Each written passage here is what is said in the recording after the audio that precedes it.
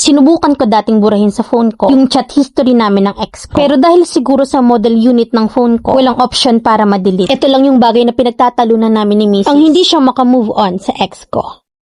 28 na ako at kasal kami ni Mrs. Pareho kaming galing sa long-term relationship. Bago kami nagkakilala, mabilis kami nag-click ng Mrs. ko and after 1 month ng relationship namin, nag-alok na ako ng kasal. Na feeling ko kasi matagal na kami magkakilala at sigurado naman na ako sa kanya. Bagay na hindi ko naisip or naramdaman sa ex ko na 6 years. Hanggang sa kinasal na nga kami. At masasabi ko na okay ang pagsasama naming mag-asawa at wala kaming pinagtatalunan maliban sa isang bagay. Na hindi kasi makamove on ang asawa ko sa ex ko. Noong mga panahon na nag-date kami ay sobrang kampante na ako sa kanya. To the point na nilalagin ko na yung messenger ko at account ko sa phone niya na ginusto ko naman yun para kako alam niya kung sino yung mga nakakausap ko. Nung una ay okay naman pero hindi ko akalain na mababasa niya pala yung chat history namin ng ex ko. Na wala naman akong pake kasi matagal na yun at masasabi kong hindi pa ako matured enough nung mga panahong yun. At doon na nga nagsimula lahat ng issue niya sa akin. Nung una okay pa, naiintindihan ko siya at nakukwento at ini-explain ko pa yon sa kanya. Lahat ng nangyayari sa amin noon ng ex ko. Pero naging paulit-ulit na until now. Aminado ako na minsan napipikon na ako sa kanya at umaabot pa sa punto na kailangan kong ilayo sa kanya yung phone ko. Na kasi kapag ka nagkakataon na nagbabasa siya sa phone ko at nagiging dahilan yon ng galit niya sa akin. Na nag-aalala ako na baka dahil doon ay mawala at mabawasan yung pagmamahal niya sa akin. Na baka magbago yung tingin niya sa akin. Naawa na rin ako sa kanya dahil palagi siyang umiiyak dahil doon. Sinubukan ko dating burahin sa phone ko yung chat history na yon pero dahil siguro sa model unit ng phone ko, walang option para ma-delete siya ng isahan at kailangan pang manumano mong i-delete isa-isa. Naika niya nga sa akin na nabasa na rin at nakita niya na sa amin lahat-lahat. Nito lang ay nakahanap ako ng paraan para ma-delete yung chat. Pero kahit na nga na-delete na yung chat ay hindi pa rin makamove on ng misis ko. At may pagkakataon na binibring up niya pa rin yun. Na kapag may nasabi or nagawa ako, na kahit na nga yung song sa voice clip na napakinggan niya, na kapag naririnig niya yung song na yun ay natitrigger siya. Hindi ko na alam yung gagawin ko lalo na ngayon na buntis siya. At yung emosyon niya ay sobra-sobra. Ilang beses na kami nag-usap doon at ilang beses ko na rin siyang pinakiusapan na itigil na niya. Pero paulit-ulit lang talaga. Ano pa bang dapat kong gawin, Mamilin? Letter sender,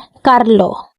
Siguro nung nagpalit ka ng jowa ay nagpalit ka na rin ng cellphone. Wala ka na sanang problema ngayon. Pero dun sa pinakasalan mo at nagpropose ka 1 month pa lang, panalo na ka mo siya ron. Na ang tanong ko, nabibigay mo ba lahat ng attention, hindi ka ba nakikitaan ng rason? Kasi grabe namang magselos kay ex, grabe namang tantrum. Tsaka wala bang ibang problemang malalayang misis mo kaya gumagawa ng ikasasakit ng ulo? Na nagsiselos siya sa walang kwentang past? Na hindi pa naman siguro siya nag-e-exist ng mga panahong yun? Pwera na lang siguro kung pinagsabay mo. Bakit hindi mo baligtarin ang sitwasyon? Na imbes na ikaw yung natatakot at nangangamba na baka mawala siya sa'yo. Nasabihan mo siya na baka ikaw na yung manawa, kakaganyan niya. Na dapat sana nagfo-focus kayo sa future nyo, lalo na ngayon na buntis siya. Pati bata apektado sa tantrums niyang wala na sa lugar eh. Baka naman kasi naglilihi dyan sa ex mo. Na ang masaklap ka mo, baka maging kamukha pa yan. Baka yun pa yung ikautas niya. Magtiis ka pa ng bahagya kasi nga baka kaya ganan buntes. Pero kung after mga anak ganyan pa rin, balik mo na muna sa nanay niya at baka ikapanat mo yan.